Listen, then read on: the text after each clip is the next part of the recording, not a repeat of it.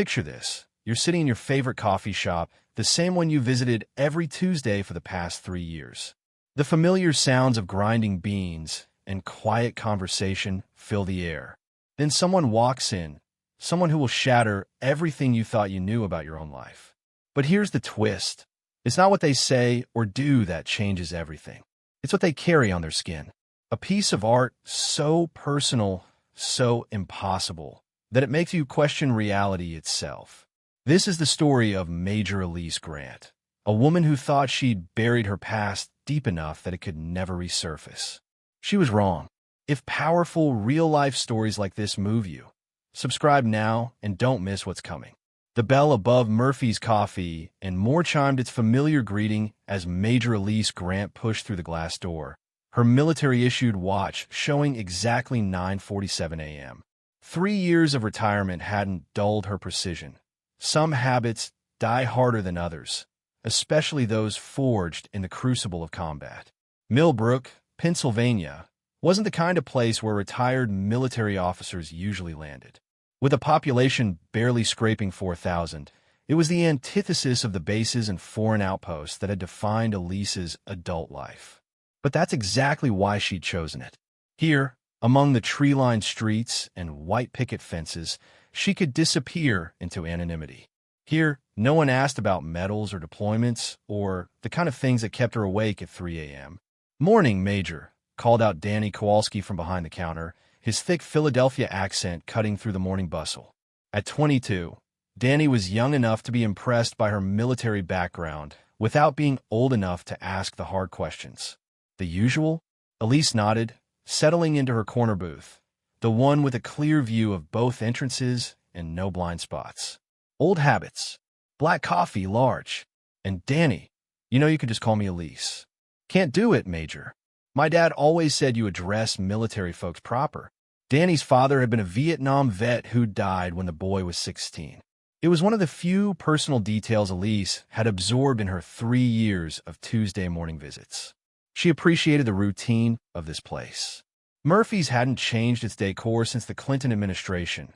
Red vinyl booths, black and white checkered floors, and walls covered in faded photographs of local high school football teams and beauty queens from decades past. The coffee was decent, the Wi-Fi reliable, and most importantly, the clientele predictable. By 10 a.m., the morning rush would thin out, leaving just the regulars. Mrs. Henderson with her crossword puzzle, Tom Bradley reading yesterday's sports section for the 3rd time, and Officer Rick Santos, who'd stop by between his rounds with stories about caught speeders and lost cats. Elise pulled out her laptop, a deliberate ritual that gave her hands something to do while her mind wandered. She wasn't actually working on anything important. The consulting gig she'd picked up with a security firm was more about keeping busy than keeping afloat financially. 22 years in the Army had provided a decent pension, and she'd been careful with her money. The morning light filtered through the large front windows, casting familiar patterns across the worn linoleum. October in Pennsylvania painted the world in shades of amber and rust, and even through the glass, Elise could smell the faint scent of burning leaves that would trigger memories in anyone else. For her, autumn smells meant different things: dust and diesel fuel, the acrid tang of smoke that had nothing to do with seasonal celebrations. She lifted her coffee mug, noting the slight tremor in her hands that appeared without warning these days. The doctors called it a mild essential tremor, nothing serious. Elise knew better. Some shakes come from the body, others from the soul. "Quiet morning," Officer Santos commented as he slid into the booth across from her. Rick was in his 40s, a decent cop who'd moved to Millbrook from Pittsburgh after his divorce. He'd never served overseas, but he had the look of someone who understood that some silences were meant to be respected. "They usually are," Elise replied, closing her laptop. She'd grown comfortable with Rick's occasional visits. He never pushed for war stories, never thanked her for her service with that particular tone that suggested he was checking off a patriotic box. He just treated her like a person, which was rarer than it should have been. "You hear about the Peterson farm situation?" Rick asked, stirring sugar into his coffee. "Old man Peterson thinks someone's been stealing his tomatoes, but I'm pretty sure it's just the deer." told him to get some better fencing, but you know how he is about spending money. Elise smiled, a small, genuine expression that felt easier these days. Let me guess. He wants you to stake out his vegetable garden. 2 nights running. I sat in my patrol car, watching tomato plants like they were going to sprout legs and walk away. Rick chuckled. Glamorous police work in small-town America. This was what Elise had come to treasure about Millbrook. Problems that could be solved with better fencing, mysteries that involved missing produce, emergencies that typically required more patience than firepower. It was a gentle kind of life, one that let her pretend the world was fundamentally a safe place. The bell chimed again, and both Rick and Elise glanced toward the door. Him out of professional habit, her out of ingrained situational awareness. The woman who entered moved with a particular kind of quietness, the sort that drew attention precisely because it seemed designed to avoid it. She was tall, probably in her early 30s, with dark hair pulled back in a simple ponytail. Her clothes were unremarkable, jeans, a faded blue sweater, worn sneakers that had seen better days. What struck Elise immediately was how the woman's eyes swept the room, cataloging exits and occupants with the kind of systematic attention that spoke of training. New face, Rick observed quietly. The woman approached the counter, ordered a coffee, black, no sugar, and paid with exact change. Her voice was soft but clear, carrying just a hint of an accent that Elise couldn't quite place. Southern, maybe, or Southwest. The kind of voice that had been worn smooth by time and distance. She chose a table near the window, far enough from the other customers to discourage conversation, but positioned so she could watch the street. Elise noted the way she sat, back straight, hands visible, ready to move. It was a posture she recognized because she'd perfected it herself. Probably just passing through, Rick said, but his tone suggested he was filing away details for later consideration. Small-town cops developed an instinct for people who didn't quite fit the local patterns. The woman pulled out a notebook, not a phone or tablet, but an actual paper notebook with a worn leather cover. She began writing, her hand moving in steady, methodical strokes. Occasionally, she'd pause to look out the window, but her gaze always returned to the page. Elise found herself studying the stranger with more attention than the situation warranted. There was something familiar about her stillness, the way she held herself separate from the ambient noise and conversation. It was the posture of someone accustomed to watching and waiting, someone who'd learned to find safety in observation. "I should get back out there," Rick said, draining his coffee. Mrs. Patterson called about suspicious activity in her backyard, which probably means the raccoons are back in her garbage cans.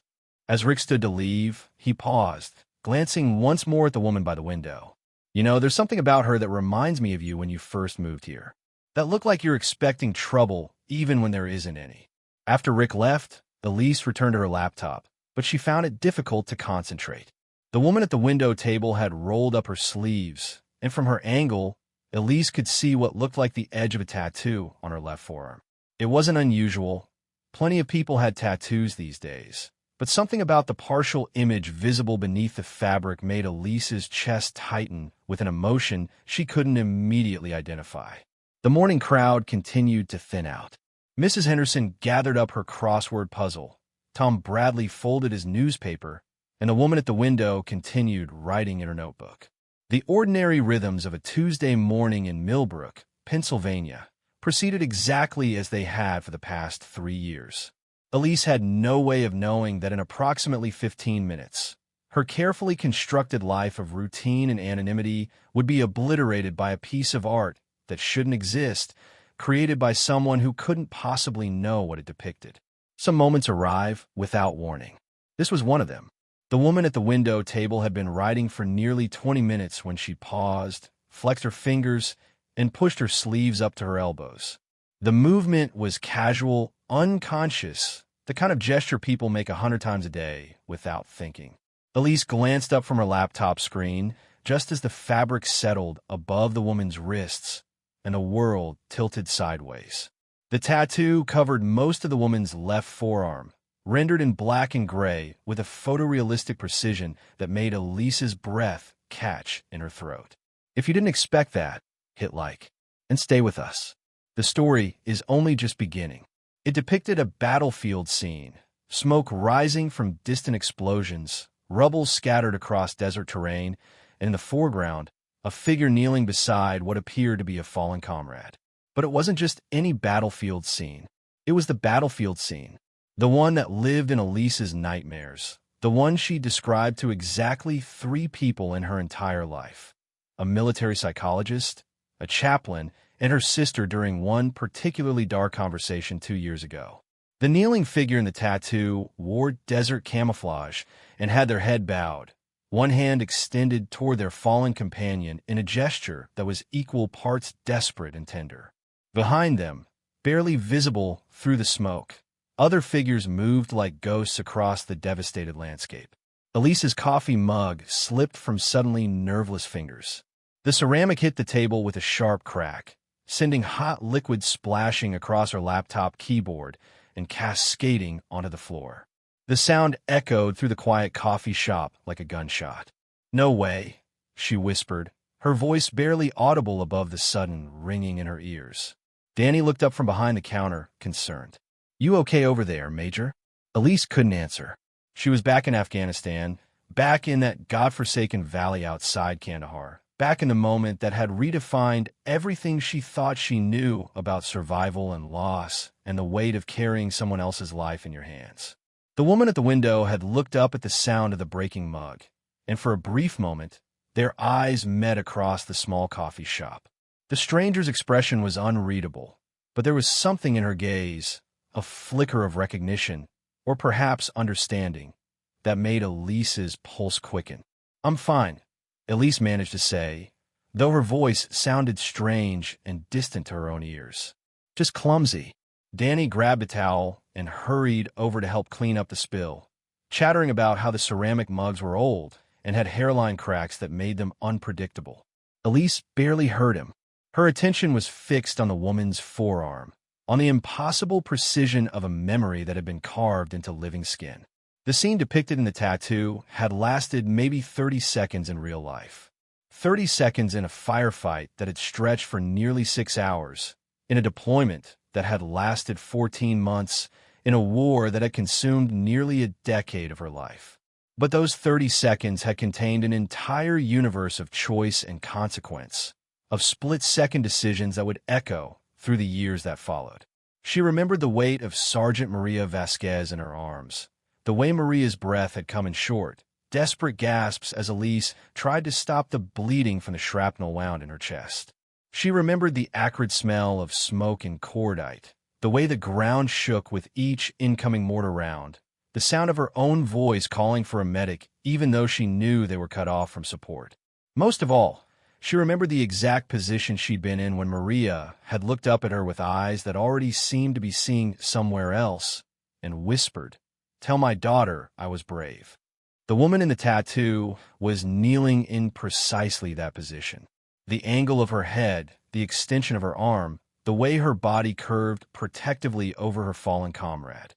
Every detail was perfect, as if someone had been there with a camera, capturing the moment from the exact perspective of someone standing 10 feet away near the collapsed wall of what had once been a school. But no one had been standing there.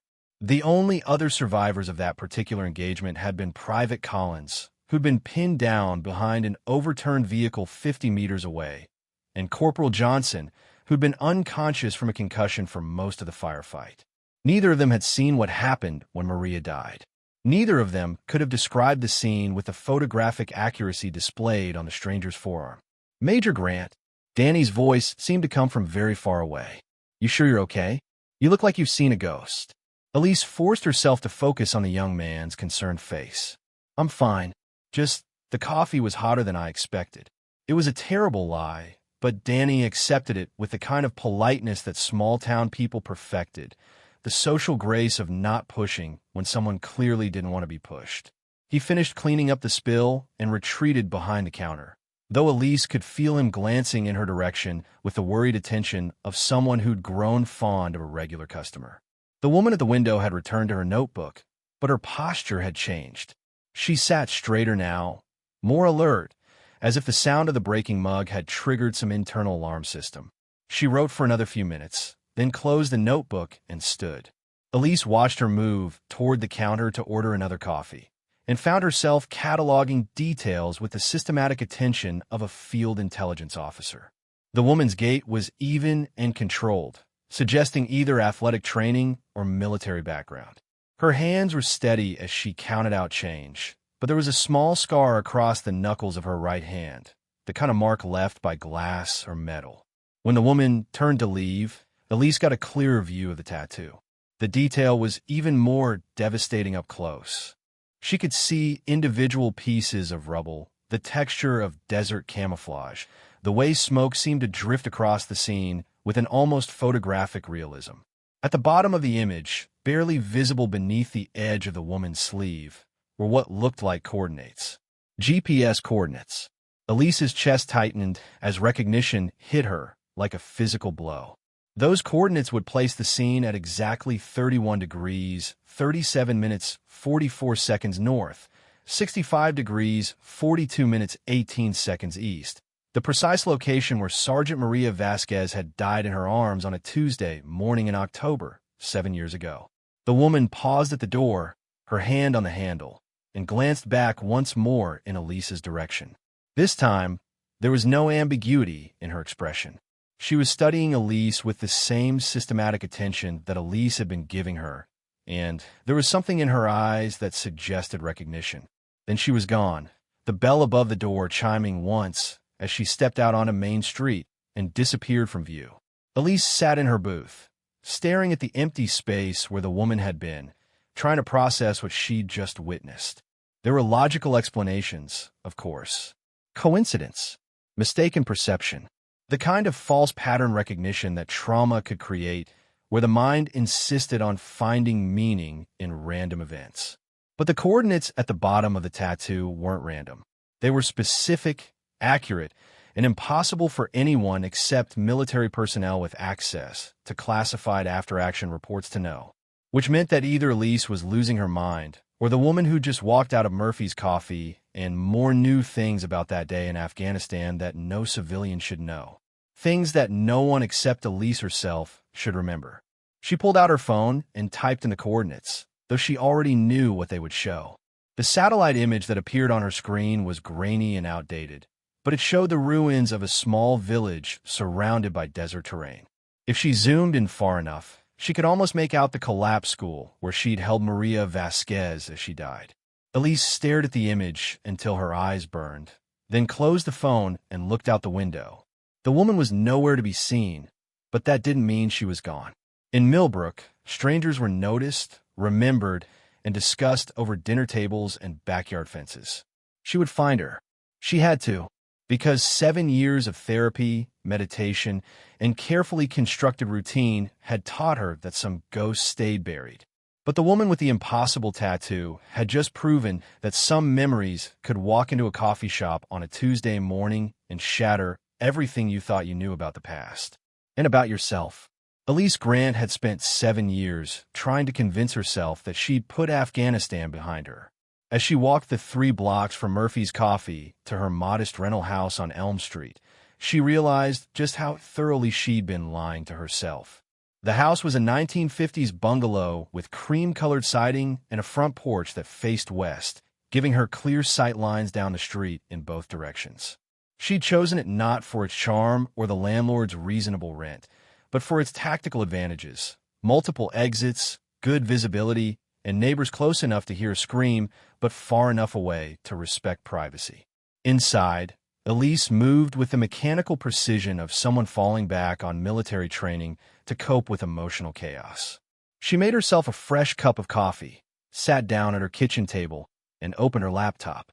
The spilled liquid from Murphy's had dried into sticky residue on the keys, but the machine still functioned. She started with a simple Google search: realistic war scene, tattoo, Afghanistan. The results were predictably generic: stock photos of military-themed body art, memorial tattoos for fallen soldiers, artistic interpretations of combat scenes.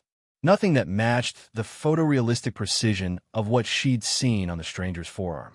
Next, she tried Millbrook, Pennsylvania new residence, and found herself scrolling through the kind of small-town website that hadn't been updated since 2019. The sparse information told her nothing useful about recent arrivals or temporary visitors. Elise leaned back in her chair and stared out the kitchen window at her neighbor's yard, where Mrs. Kowalski was hanging laundry on a line strung between two oak trees. The domestic normalcy of the scene felt surreal after the morning's encounter. How could the world continue functioning normally when reality had just been turned inside out? Her phone rang, displaying Rick Santos's name. "Hey, Rick. Elise, you left Murphy's in kind of hurry this morning. Danny mentioned you seemed upset about something." She appreciated that Rick was checking on her, but she wasn't ready to explain what had happened. How could she tell anyone about a tattoo that depicted a classified military engagement with impossible accuracy? How could she describe the feeling of seeing her most traumatic memory rendered in ink on a stranger's skin? "I'm fine. Just had too much caffeine, I think." There was a pause. Rick had been a cop long enough to recognize deflection, but he was also respectful enough not to push too hard. "Okay, but listen, I did some checking on our mystery woman from this morning." Elise's pulse quickened. "What kind of checking?" "Called the motel out on Route 15. She checked in yesterday afternoon. Paid cash for 3 nights. Gave her name as Sarah Mitchell. Michigan driver's license, but the desk clerk said it looked like she'd been driving for a while. Car had a lot of highway dust on it." Sarah Mitchell. The name meant nothing to Elise, but that didn't necessarily mean anything. People changed names for all sorts of reasons, especially people with military backgrounds who wanted to disappear into civilian life. Did the clerk mention anything else about her? Said she was polite but quiet. Asked about local restaurants and whether there were any internet cafes in town. Seemed surprised when he told her the library had free Wi-Fi. Internet cafes and library Wi-Fi suggested someone who didn't want to leave digital footprints on personal devices. Either she was naturally cautious, or she had specific reasons for avoiding traceable online activity. "Rick, I need to ask you something, and I need you to not ask me why I'm asking." Another pause. "Okay, if someone wanted to research military engagements in Afghanistan, specific battles, casualty reports, that kind of thing, where would they go?" "Depends on what level of detail they needed. Public stuff you could find in newspaper archives, veteran blogs, some declassified reports. But detailed operational information that would require security clearance and access to classified databases." Elise had suspected as much. The level of accuracy in the tattoo suggested access to information that wasn't available through public sources. Either Sarah Mitchell had military connections, or she found another way to obtain classified intelligence. "There's one more thing," Rick continued.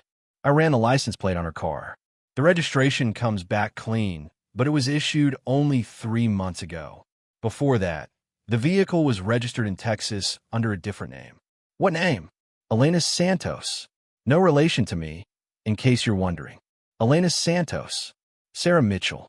Either this woman changed identities frequently, or she'd been running from something or someone for quite some time. After Rick hung up, Elise sat in her kitchen and tried to piece together what she knew. A woman with at least 2 identities had arrived in Millbrook with a tattoo that depicted a classified military engagement in photographic detail. She was cautious about leaving digital traces and had specifically asked about internet access, suggesting she needed to research something online. The most logical explanation was that Sarah Mitchell, or whatever her real name was, had some connection to the events depicted in her tattoo. Maybe she'd been military personnel involved in the same operation. Maybe she'd been a civilian contractor or journalist embedded with the unit. Maybe she'd been intelligence personnel gathering information about the engagement. But none of those explanations accounted for the perspective of the tattoo. The scene was depicted from the viewpoint of someone who'd been standing exactly where Elise remembered seeing no one. The angle was too specific, too accurate, to be based on second-hand accounts or official reports. Elise opened a new browser window and navigated to a secure military database she still had access to through her consulting work. It took several minutes to locate the classified after-action report from the engagement where Maria Vasquez had died. The document was heavily redacted, but she found what she was looking for, a complete list of all military personnel present during the operation. She cross-referenced the names with current Army records, looking for anyone who might have left the service and changed their identity. Most of the soldiers were still active duty or had transitioned to civilian life under their original names. 3 had died in subsequent deployments. 2 had been medically discharged for combat-related injuries. One name stood out: Specialist Elena Santos. According to the records, Specialist Santos had been assigned to the same forward operating base as Elise's unit, but she'd been part of a different company, one that specialized in battlefield documentation and intelligence gathering. Her official role had been combat photographer and digital intelligence specialist. Elise felt her chest tighten as she read further. According to the records, Specialist Santos had been present during the engagement where Maria Vasquez died, but she'd been positioned with an observation team approximately 200 meters from the main firefight. Her job had been to document the operation and gather intelligence on enemy positions and tactics. But the records also showed something else. Specialist Santos had been listed as missing in action for approximately 6 hours during the engagement. She'd been separated from her unit during the initial attack and hadn't been located until well after the fighting had ended. When she was found, she'd been suffering from a concussion and had no clear memory of what had happened during those missing hours. Elise stared at the screen, her mind racing. If Elena Santos had been conscious and mobile during those missing 6 hours, she could have made her way closer to the school where Maria Vasquez died. She could have witnessed the scene depicted in the tattoo. She could have been standing exactly where the perspective suggested, hidden by smoke and chaos, traumatized and disoriented enough to have blocked out the memory until years later. But that still didn't explain how she'd known the precise GPS coordinates, or why she'd chosen to commemorate that specific moment in permanent ink, or what had brought her to Millbrook 3 years after Elise had retired to this quiet Pennsylvania town. Elise's phone buzzed with a text message from an unknown number. "We need to talk. The park behind the library, 7 p.m. Come alone. E." Elise stared at the message, her heart pounding. The initial E could stand for Elena. Or it could be coincidence, a wrong number, someone trying to reach a different person entirely. But she knew it wasn't coincidence. Nothing about this day had been coincidental. She had 4 hours to decide whether to meet a woman who carried Elise's worst memory tattooed on her skin, a woman who'd appeared in Millbrook under an assumed name with knowledge that should have been impossible to obtain. For hours to decide whether she was ready to confront the ghost she'd spent 7 years trying to bury. For hours to prepare for a conversation that would either provide answers or destroy the fragile peace she'd built in this small Pennsylvania town. Outside, Mrs. Kowalski had finished hanging her laundry and gone inside. The street was quiet, filled with the ordinary sounds of a Tuesday afternoon in October. But Elise could no longer find comfort in the mundane rhythms of small-town life. Some ghosts, she was learning, didn't stay buried. Some ghosts came looking for you. The park behind Millbrook's public library was little more than a patch of grass, with 2 benches and a swing set that had seen better decades. At 6:45 p.m., as dusk settled over the small town, it was empty except for the occasional jogger using the path that connected Main Street to the residential neighborhoods beyond. Elise arrived early and chose the bench that provided the best visibility of all approaches. She'd spent the afternoon in a state of controlled anxiety, alternately convincing herself not to come and then arguing herself back into it. By 6 p.m., she'd accepted that she needed answers more than she needed safety. She'd also made certain preparations. Her service weapon was locked in a safe at home, but she carried a tactical knife in her boot and had her phone programmed to speed dial Rick Santos. If this was some kind of setup or threat, she wouldn't go down easily. At exactly 7 p.m., the woman who'd called herself Sarah Mitchell emerged from the tree line at the far end of the park. She moved with the same deliberate quietness Elise had noticed in the coffee shop, but now there was something different in her posture, a tension that suggested she was as nervous about this meeting as Elise was. She stopped about 10 feet from the bench, close enough to talk, but far enough to run if necessary. In the fading light, Elise could see her face more clearly than she had that morning. The woman was younger than she'd initially appeared, probably early 30s, with the kind of lean build that came from regular physical training. Her eyes were dark brown, almost black, and they held the particular wariness of someone who'd learned not to trust easily. "Major Grant," she said, and her voice carried the slight rasp of someone who didn't speak often or loudly. "Thank you for coming. Should I call you Sarah or Elena?" A small smile flickered across the woman's face, though it didn't reach her eyes. "Elena. Elena Santos. I've been using other names for personal reasons, such as..." Elena glanced around the park, a gesture that seemed both habit and current necessity, such as trying to stay invisible to people who'd prefer I remained that way. She moved closer and sat on the opposite end of the bench, maintaining enough distance to respect personal space while allowing for normal conversation. This close, Elise could see that Elena's hands showed the wear of manual labor. Calloused palms, several small scars, nails kept short and practical. "You recognize the tattoo?" Elena said. "It wasn't a question. How was that possible? How do you know about that day?" Elena rolled up her left sleeve, exposing the full tattoo in the park's dim lighting. Under the street lamp, the detail was even more stunning and more disturbing. Every element of the scene was rendered with photographic precision, from the individual stones in the rubble to the specific pattern of camouflage on the uniforms. "Because I was there," Elena said quietly. "Not where the official records say I was. Where I actually was." Elise felt her chest tighten. "The reports said you were missing for 6 hours. Concussion, no memory of what happened." "The concussion was real. The memory loss wasn't." Elena's voice dropped even lower. "I lied to the debrief officers. I lied to the medics. I lied to everyone because I was afraid they wouldn't believe what I'd seen, or worse, that they would believe it and decide I was a security risk." "What did you see?" Elena was quiet for a long moment, staring at the tattoo on her forearm, as if she could see the scene playing out in real time. When she spoke, her words came slowly, carefully, like someone defusing a bomb. "When the attack started, I got separated from my unit. Blast wave from an IED knocked me unconscious for maybe 10 minutes. When I came to, I was behind what used to be a market stall, maybe 50 meters from where the main firefight was happening." She paused, glanced at Elise, then continued. "I should have tried to make it back to my unit. That's what I was trained to do. But I could see civilians trapped in the school building, and there were wounded soldiers who'd been cut off from support. So I moved closer, trying to find a way to help." Elise's pulse quickened. "The school where Maria Vasquez. I saw everything." Elena's voice was barely above a whisper now. "I saw Sergeant Vasquez get hit. I saw you drag her to cover behind that collapsed wall. I saw you try to stop the bleeding, call for a medic, hold her while she died."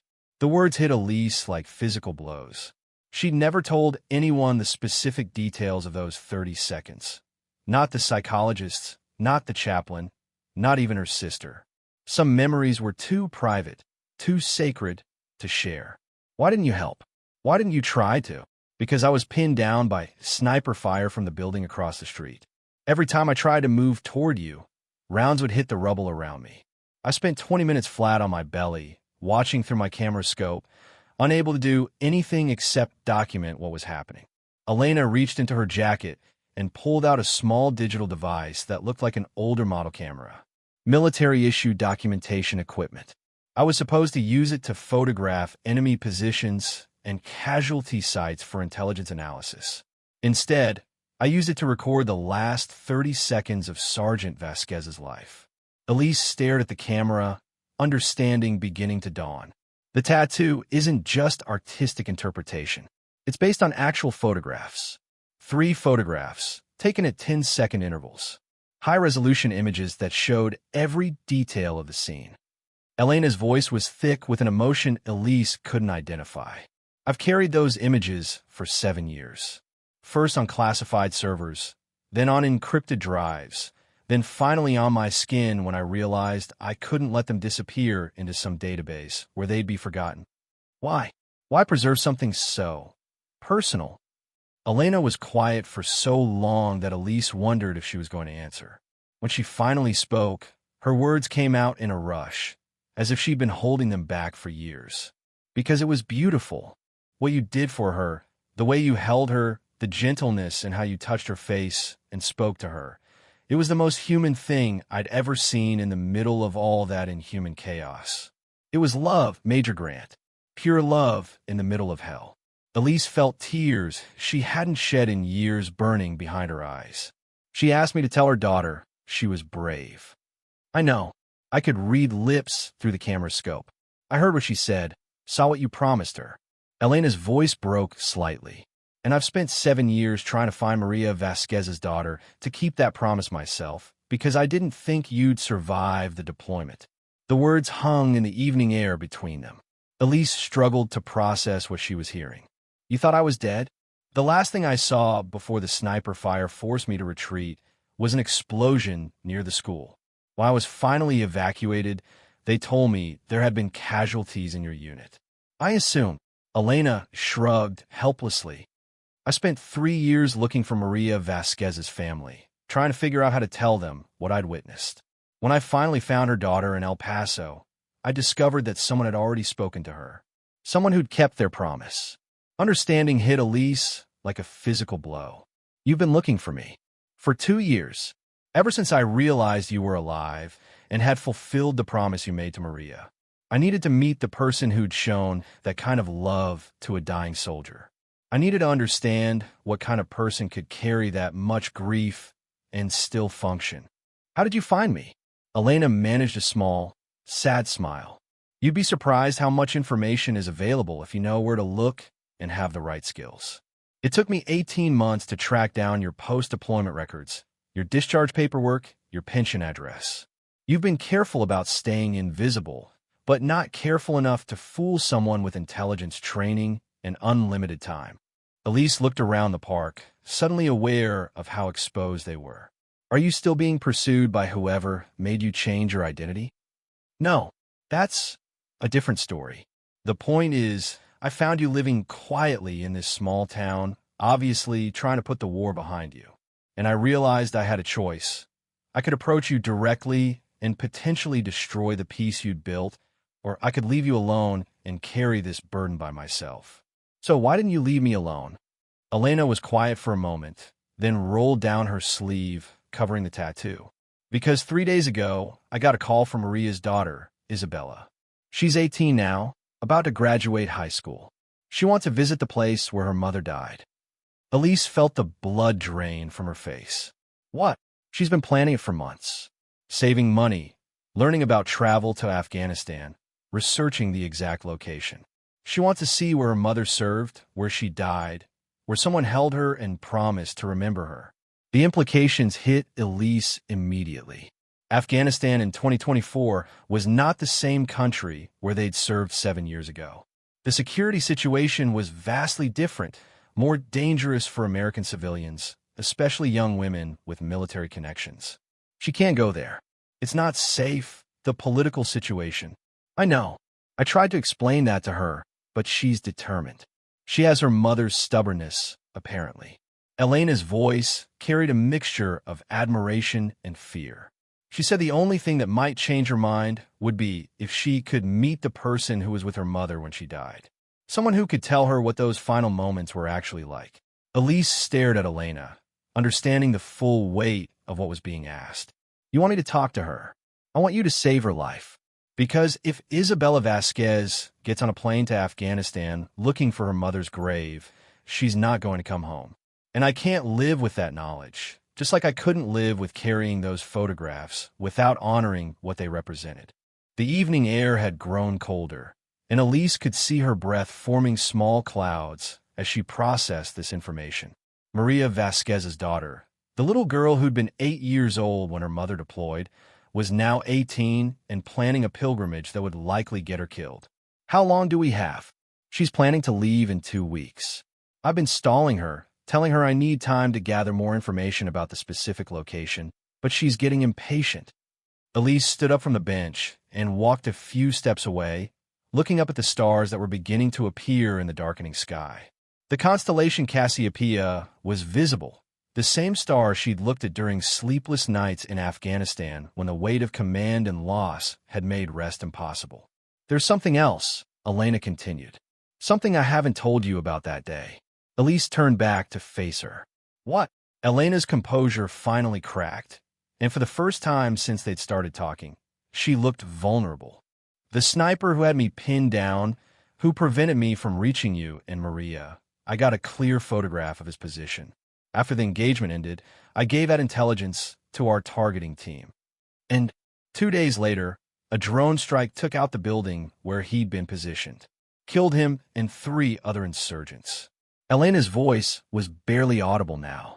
I've always wondered if things would have been different if I'd been able to reach you instead of taking pictures. If I could have provided medical assistance, helped carry Maria to safety, done something other than document her death. Elise walked back to the bench and sat down beside Elena, close enough now that their shoulders almost touched. You did what you were trained to do.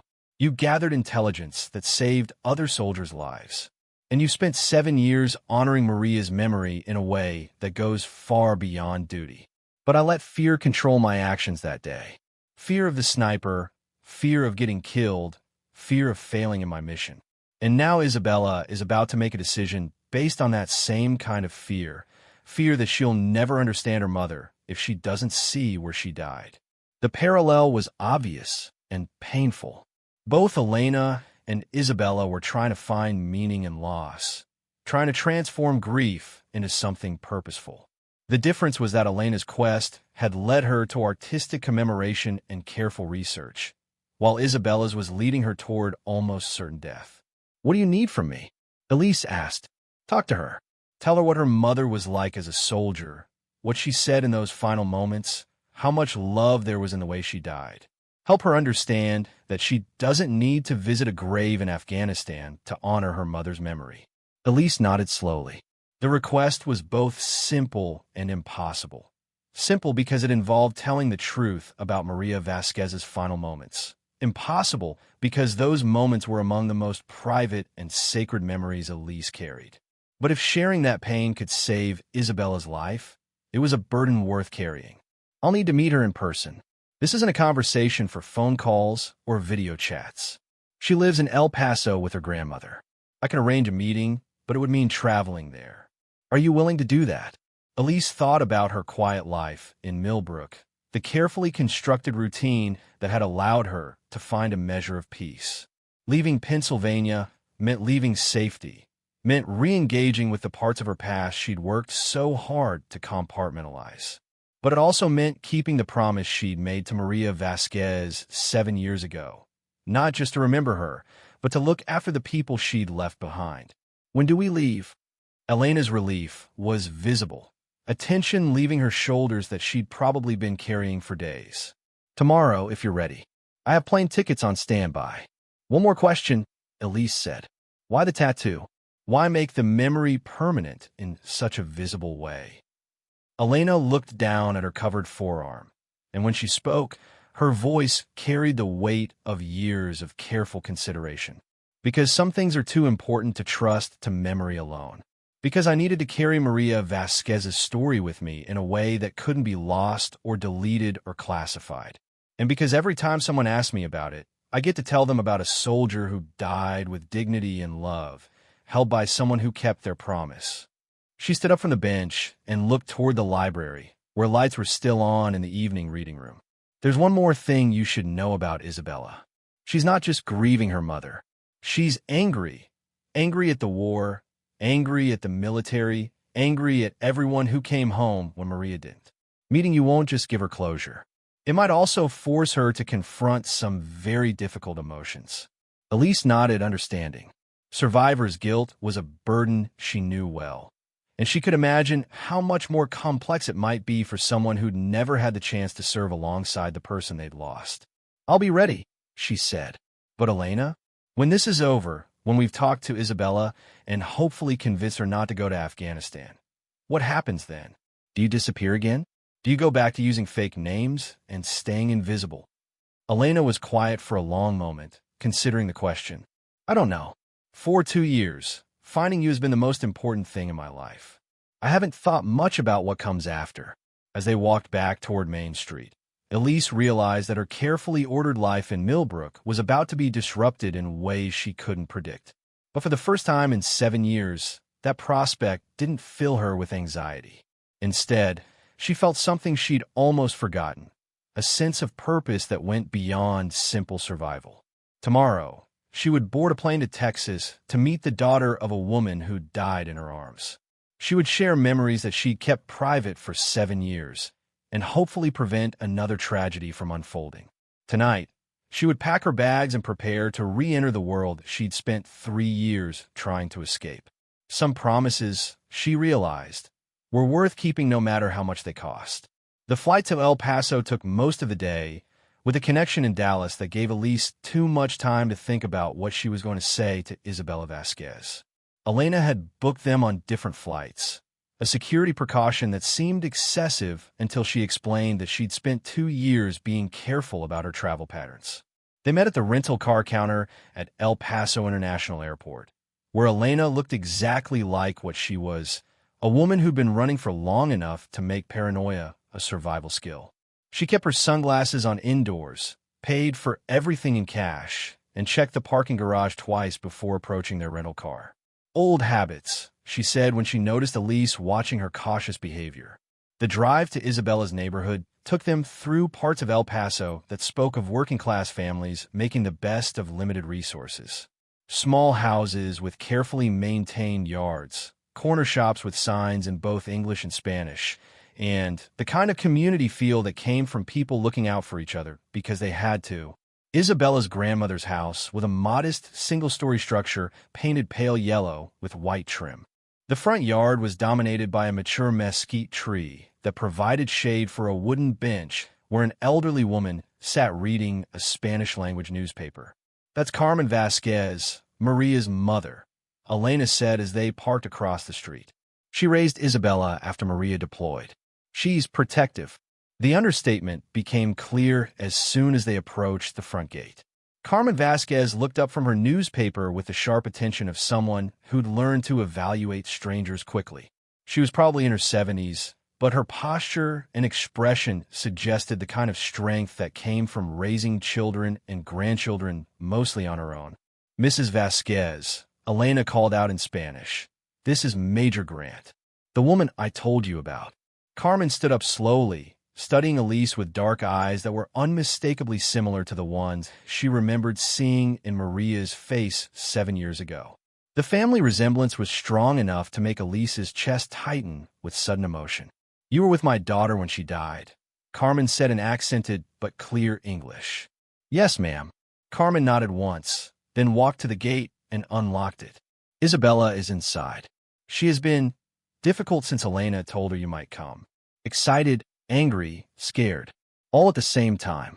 The interior of the house was small but immaculately maintained, with religious imagery mixed with family photographs that chronicled several generations of Vasquez women. Elise noticed immediately that many of the photos feature Maria in uniform.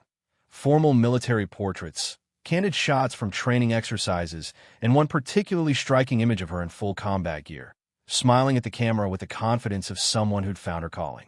"Isabella," Carmen called toward the back of the house. "They are here." The young woman who emerged from what appeared to be a bedroom was so much like her mother that Elise had to grip the back of a chair to steady herself. Isabella Vasquez had the same dark eyes, the same determined set to her jaw, and the same way of carrying herself that suggested she was ready to take on the world. But where Maria had radiated confidence and warmth, Isabella seemed to vibrate with barely contained anger. She looked at Elise with an expression that was part curiosity, part challenge, and part accusation. "So you're the one who let my mother die." The words hit the room like a physical blow. Carmen made a sharp sound of disapproval, and Elena started to say something, but Elise held up a hand to stop them.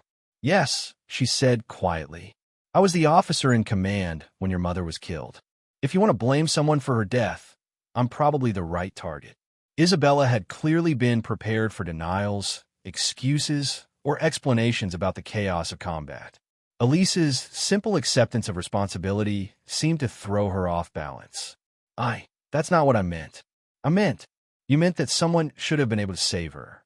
Someone should have made different decisions, called for support sooner, moved faster, been better at their job." Elise's voice remained calm, but there was steel underneath. "You're right. All of those things are true. Isabella stared at her for a moment, then sank onto the couch as if her anger had been the only thing keeping her upright. Elena said you held her when she died, that you promised to tell me she was brave. I did promise that, and I kept that promise 2 years ago when I visited you in high school. Do you remember? Isabella's eyes widened. The woman who came to career day, who talked about military leadership and wore civilian clothes but stood like a soldier. That was you. Elise nodded. I wanted to meet you, to see what kind of person Maria's daughter had become. I sat in the back of your auditorium and watched you ask the presenter from the State Department about diplomatic security in war zones. You were fearless, just like your mother. Why didn't you tell me who you were? Because I thought you were better off not knowing. Because I thought the details of how your mother died would hurt more than they would help. Elise glanced at Elena, then back at Isabella. I was wrong about that. Carmen had been listening to the conversation with the focused attention of someone who'd been waiting years for these particular truths to be spoken. Now she moved to sit beside her granddaughter, placing a protective hand on Isabella's shoulder. Tell her, Carmen said simply. Tell her what happened to Maria. Elise looked around the room, taking in the family photographs, the religious imagery, the small shrine in the corner that featured Maria's military portrait surrounded by candles and flowers.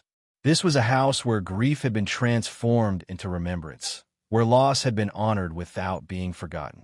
Your mother was the best non-commissioned officer I ever served with, Elise began. She had this way of knowing exactly what needed to be done in any situation, and she never asked her soldiers to do anything she wasn't willing to do herself. She told them about Maria's leadership during their deployment, her ability to keep morale high during the difficult months, her talent for finding solutions to impossible logistical problems. She described the respect Maria had earned from both her subordinates and her superior officers, the way she'd been everyone's first choice for the most challenging assignments. The day she died, we were responding to intelligence about a high-value target in a village outside Kandahar. The mission was supposed to be routine. Go in, secure the area, search for weapons caches, get out. But intelligence was wrong about the level of resistance we'd face. Isabella was listening with the intense focus of someone who'd been waiting her entire life for this information. Elena sat quietly in the corner, her presence both supporting and witnessing this long-overdue conversation. When the attack started, your mother's squad was positioned near a school building that we thought was empty. But there were civilians inside, children and elderly people who'd been taking shelter. Maria made the decision to secure that building and get the civilians to safety, even though it meant exposing her team to additional risk. Elise paused, remembering the clarity of Maria's voice over the radio as she'd reported the situation and requested permission to deviate from the mission plan. Even in the chaos of combat, she'd been thinking about protecting innocent lives. She got the civilians out, all of them, but as she was moving back to rejoin the main unit, an IED detonated near the building. The blast brought down part of the wall, and Maria was caught in the debris. Isabella was crying now, but she was also nodding, as if this story confirmed something she'd always believed about her mother. She saved them. She saved 14 people that day. Children, mostly, and 3 elderly women who'd been too frightened to leave when the fighting started. Elise's voice grew softer, but the blast had caused internal injuries. By the time I reached her, there wasn't anything medical support could have done, even if we'd been able to evacuate her immediately. What did she say? Elena told me. She said something about being brave. Elise looked at Elena, who nodded encouragingly. This was the moment she'd been dreading and preparing for simultaneously. She was in a lot of pain, but she was conscious. She knew how badly she was hurt, and she knew. Elise took a deep breath. She knew she wasn't going to make it home, but she wasn't afraid. She was worried about her soldiers, about the civilians she'd evacuated, about whether the mission would be successful. And about me, Isabella said quietly. And about you. She told me that she'd joined the army because she wanted to make the world safer for her daughter. She said that everything she'd done, every risk she'd taken, had been worth it because it meant you could grow up in a country where people like her were willing to fight for people like you.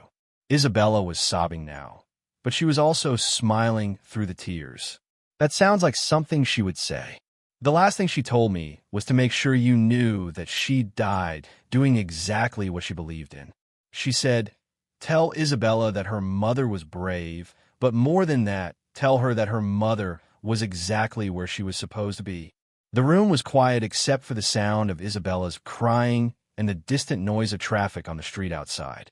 Carmen was holding her granddaughter, and Elena was wiping away tears of her own.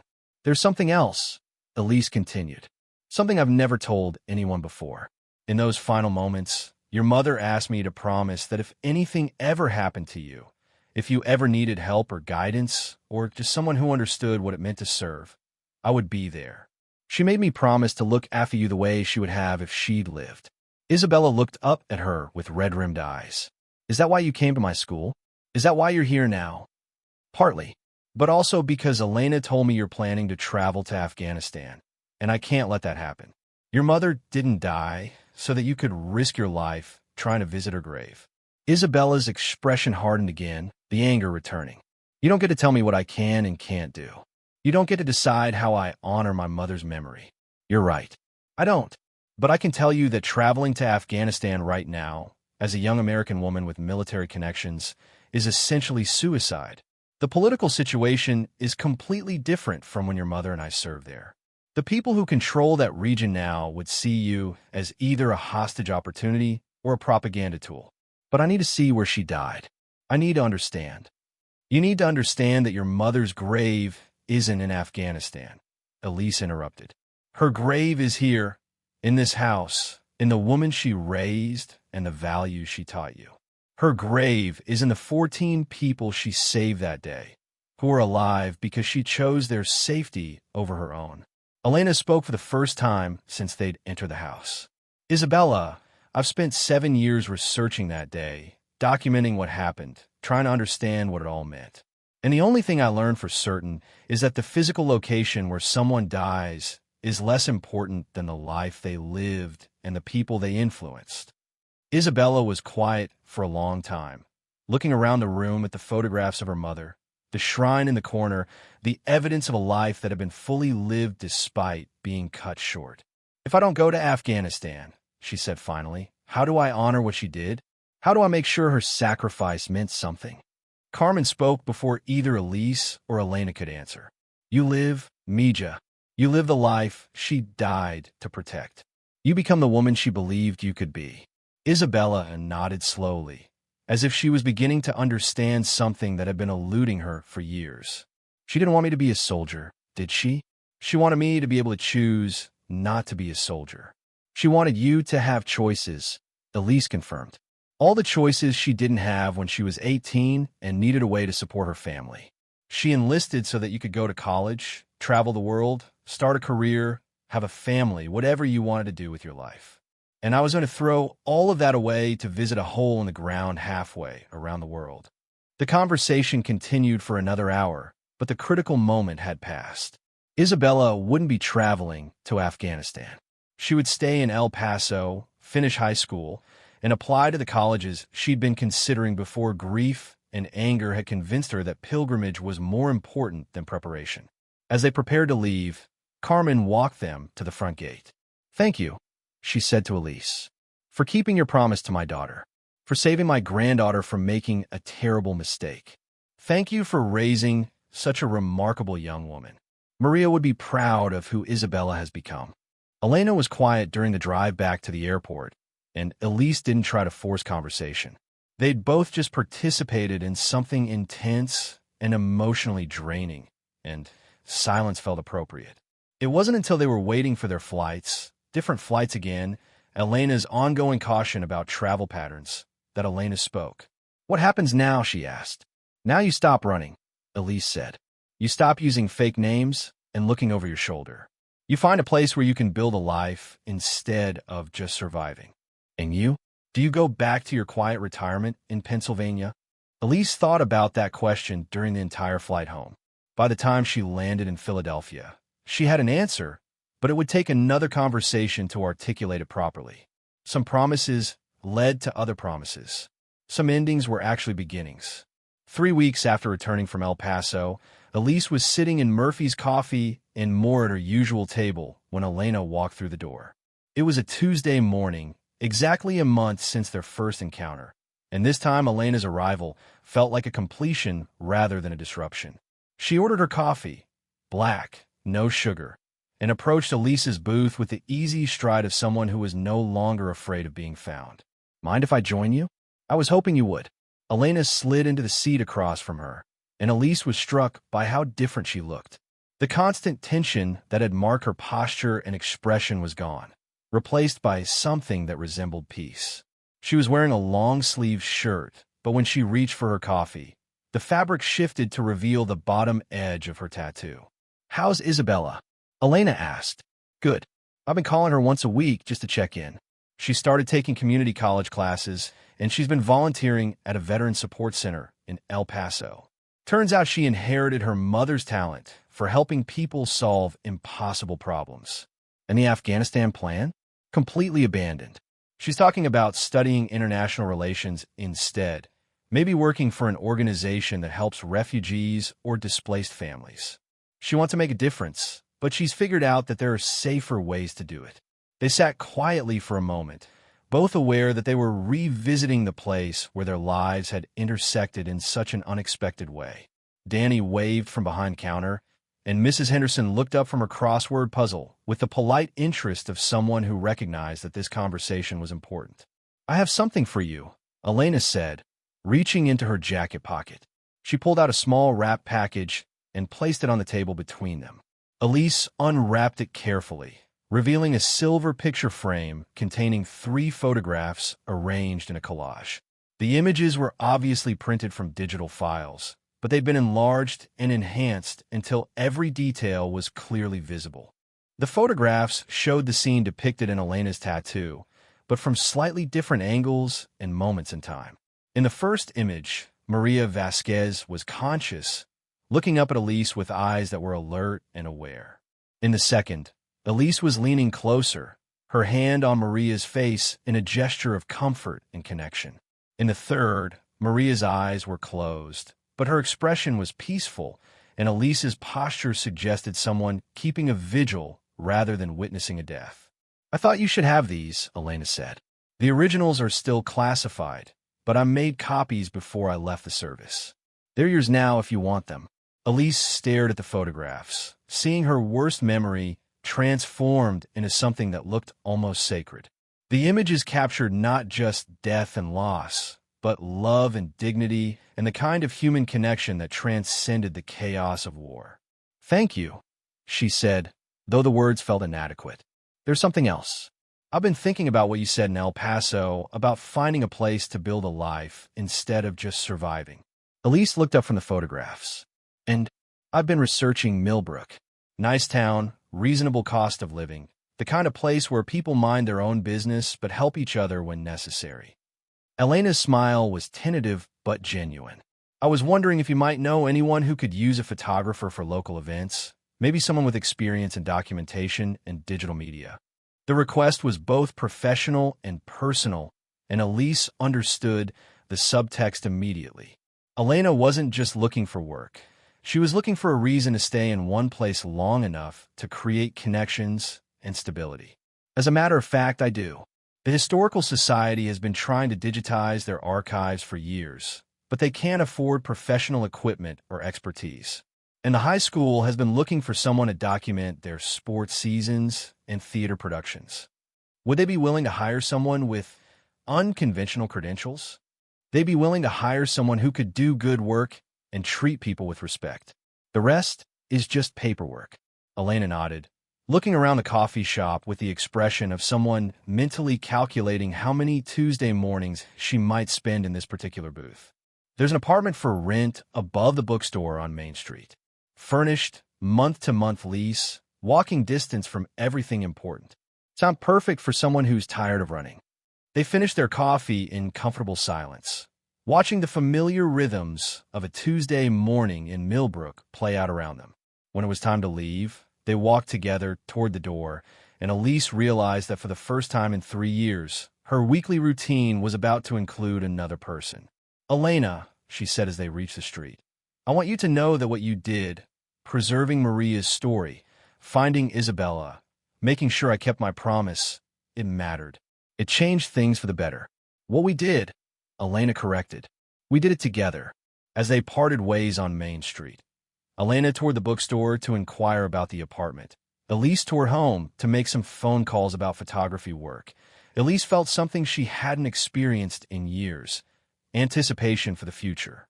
For 7 years, she'd been living in reaction to the past, defining herself by what she'd lost rather than what she'd gained.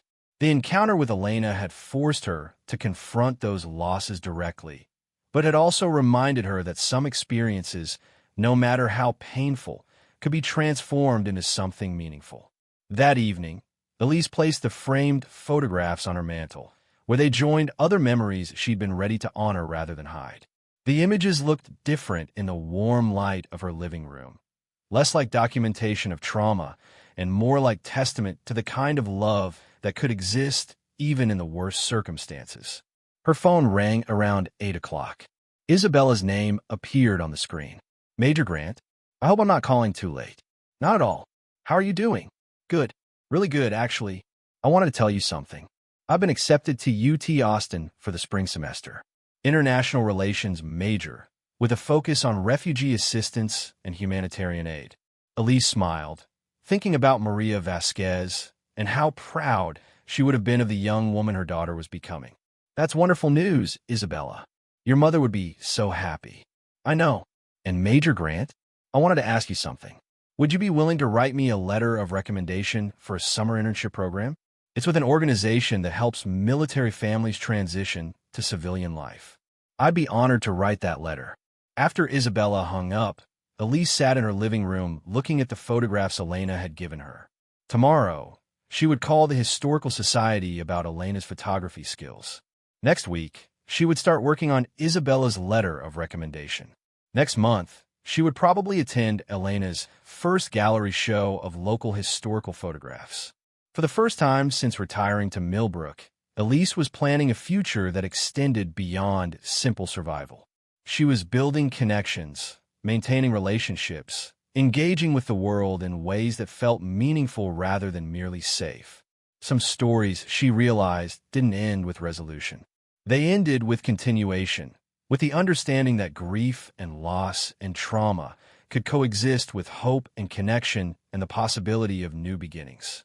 Outside her window, Millbrook settled into evening routines that would be repeated tomorrow and the day after that.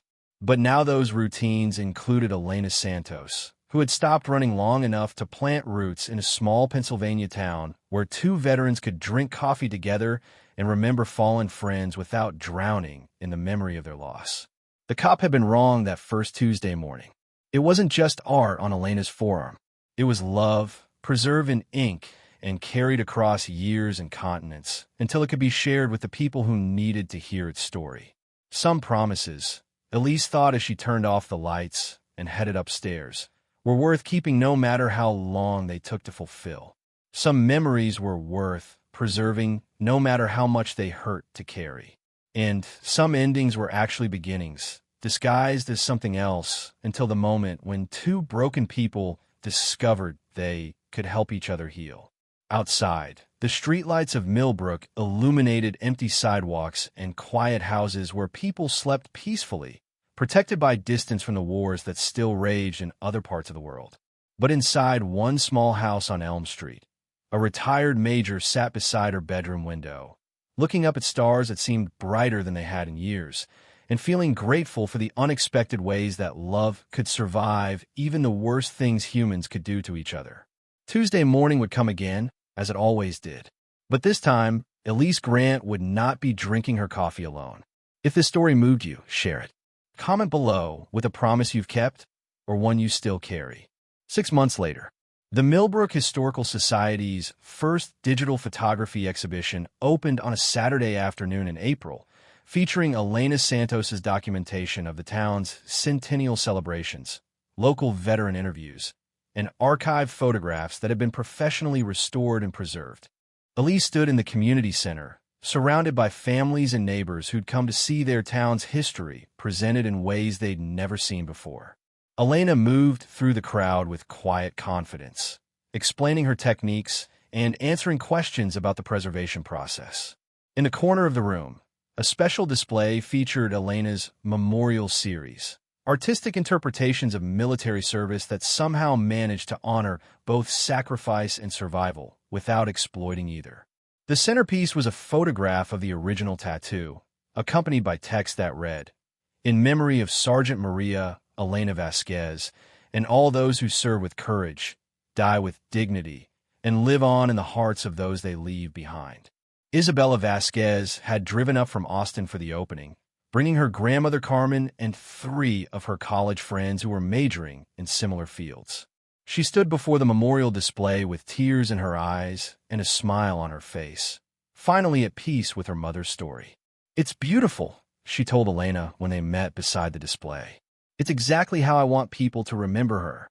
Rick Santos approached with a cup of punch and the satisfied expression of someone who'd been proven right about his instincts. "Remember when I said there was something about Elena that reminded me of you when you first moved here? Turns out I was right, just not in the way I expected." Elise laughed, thinking about how much had changed since that Tuesday morning when a stranger's tattoo had shattered her carefully constructed isolation. Sometimes the best changes are the ones you don't see coming. As the afternoon wound down and the crowd began to disperse, Elise and Elena found themselves standing together in front of the memorial display, looking at the image that had brought them together. "Any regrets?" Elise asked. Elena considered the question seriously. About stopping running? About settling down in a small town? About turning a classified military photograph into public art? About any of it? "No regrets," Elena said firmly. "This feels like what I was supposed to be doing all along. I just had to take the long way to get here." They walked out into the spring evening together, past the bookstore where Elena now lived, past Murphy's Coffee and more where they'd shared their first conversation, past the park where they'd decided to trust each other with the truth. Millbrook looked exactly the same as it had 6 months ago, but everything felt different. The streets that had once represented escape now felt like home. The routines that had once provided safety now provided connection. The silence that had once protected secrets now protected peace. Some stories, Elise realized, were about learning to carry the past without being crushed by its weight. Some stories were about discovering that love could be preserved in unexpected ways and shared when the time was right. And some stories, the best ones, were about finding out that even the most carefully planned solitude could be transformed by the unexpected arrival of someone who understood both your wounds and your strength. Tuesday morning would come again, as it always did. But now it would bring not just routine, but friendship. Not just survival, but life. The cop had been wrong that first morning when he'd looked at Elena's tattoo and called it just art. It had been love all along. Here on the channel, we tell stories like this, real, emotional, transformative. If you want more, hit the bell and come with us.